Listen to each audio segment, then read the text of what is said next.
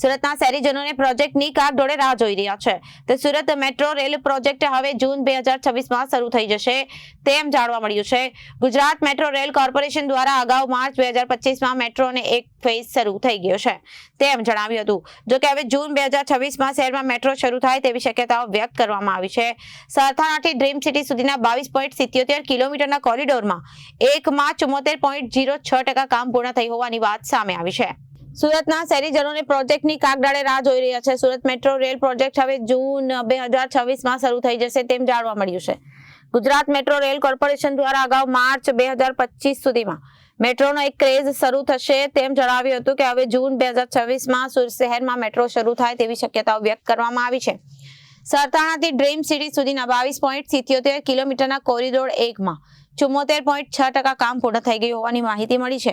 તારીખ 18 જાન્યુઆરી 2021થી મેટ્રો રેલની કામગીરીના શ્રી ગણેશ થયા હતા. 40.45 કિલોમીટરના 2 રૂટ પર તબક્કાવાર મેટ્રો રેલ દોડશે, જેમાં ડ્રીમ સિટીથી સરથાણા ડાયમંડ કોરિડોર અને સારોલીથી ભેસાણ ટેક્સટાઇલ કોરિડોર છે. શહેરમાં હાલમાં 2 કોરિડોરની કામગીરી ચાલી રહી છે. 5 વર્ષથી મેટ્રોની ચાલી રહેલી કામગીરીને કારણે શહેરીજનો હવે હોય તો તોબા પોકારી ઉઠ્યા છે અને ટ્રાફિકની પરેશાનીની સાથે સાથે લોકોના ધંધા રોજગાર પર પણ મોટી અસર પડી છે.